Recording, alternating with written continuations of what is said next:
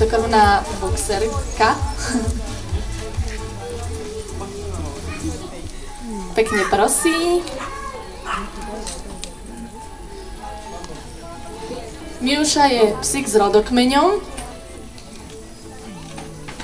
To znamená, že vie sa o jej predkoch, vie sa o kvalitách jej predkov a takisto aj o jej kvalitách. Takéto psíky chodívajú bežne na výstavy.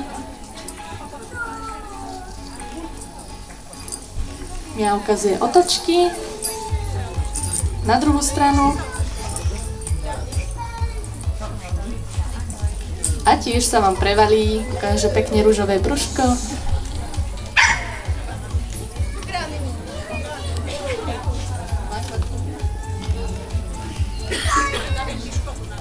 A teraz vám ukáže, ako si nemôže zobrať piškotku, pretože my svojich psíkov učíme, že nesmú papať, pokiaľ im nedovolíme, a takisto je to dobré, pokiaľ psík vám na venčení papá hocičo zo zeme, je dobré ho naučiť, aby to nerobil. Takže Mia si nesmie zobrať piškotku napriek tomu, že sú veľmi chutné.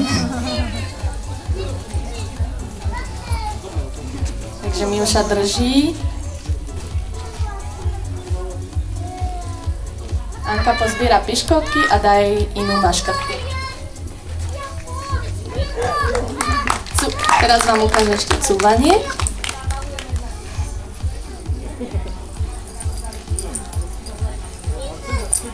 Cúva, cúva.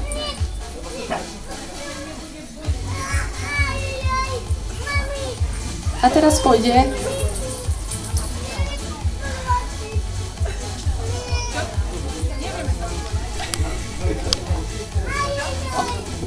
a ešte vedia okolo Anky pobehať.